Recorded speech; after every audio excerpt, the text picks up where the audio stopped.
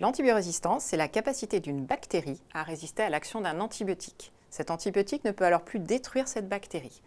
L'antibiorésistance s'est nettement aggravée récemment du fait de l'utilisation importante des antibiotiques dans nos sociétés. C'est aujourd'hui une véritable préoccupation en matière de santé publique.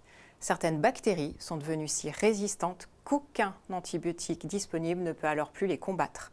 Ce qui veut dire en pratique qu'on n'a parfois plus de traitement pour certaines maladies et pour certains patients.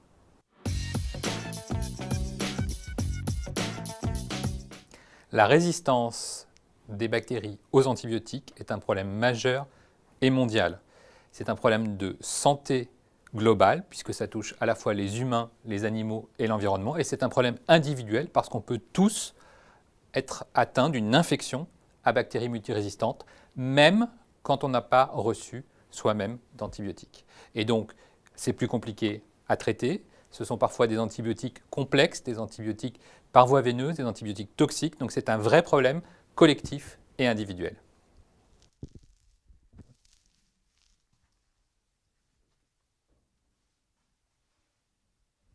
Bonjour à tous et bienvenue sur C17. Nous sommes en direct des locaux de la Caisse primaire d'assurance maladie à La Rochelle et c'est la semaine mondiale du bon usage des antibiotiques aujourd'hui avec monsieur le directeur de la Caisse primaire d'assurance maladie. David, bonjour. Bonjour à vous.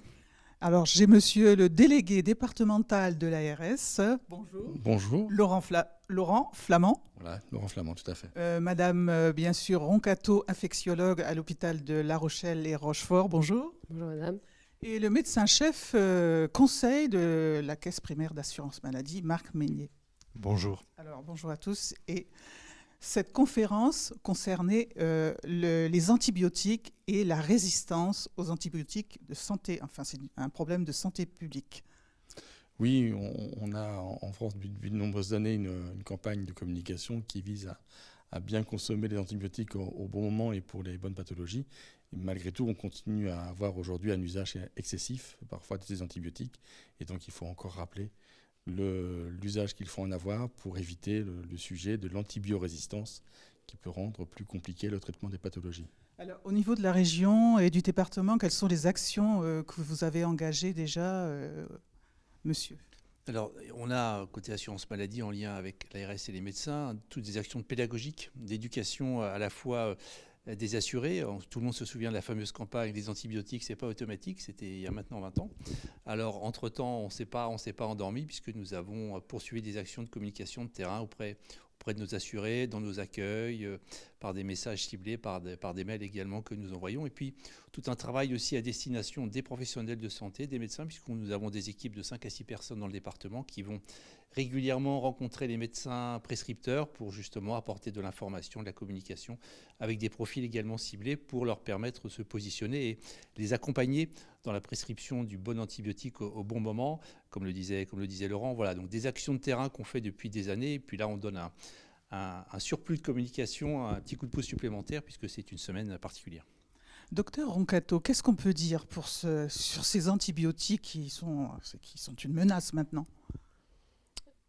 On peut dire que c'est important de les utiliser quand il y en a besoin.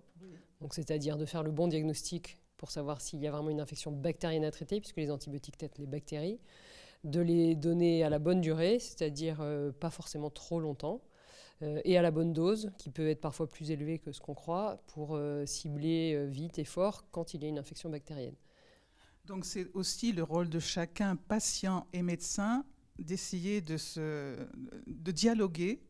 Oui, tout à fait. C'est-à-dire un antibiotique n'est pas toujours nécessaire. La plupart des infections qu'on vit, en particulier dans les périodes hivernales, sont des infections virales pour lesquelles il n'y a pas besoin d'antibiotiques. Quand on prend un antibiotique alors que ça n'est pas nécessaire, la maladie ne va pas guérir plus vite. Et parfois même, on se crée d'autres maladies en agissant sur toutes ces bactéries gentilles, entre guillemets, qui sont à l'intérieur de nous, c'est-à-dire notre microbiote. Prendre des antibiotiques pour rien, c'est aussi abîmer notre microbiote, donc potentiellement se rendre malade. D'une autre façon, prendre trop d'antibiotiques, c'est créer de la résistance parmi les bactéries que nous on porte, mais les bactéries en général qui circulent. Et le jour où vous tomberez malade, si vous attrapez une bactérie très résistante, il en existe aujourd'hui, même en France, pour lesquelles on n'a aucun antibiotique qui marche. Et donc là, ça deviendrait très grave. C'est pour ça qu'on fait toutes ces campagnes. D'accord. Marc Meignier, quel est votre rôle au sein du... Vous êtes chef médecin à la Caisse primaire d'assurance maladie. Quel est le rôle important par rapport à tout ça?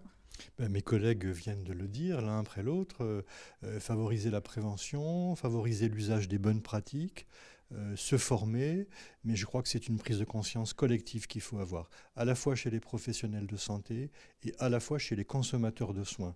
Et puis je voudrais simplement rappeler que tout commence au départ par l'application de gestes barrières, des gestes simples, donc se laver les mains par exemple, et puis aussi l'importance de la vaccination qui est fondamentale.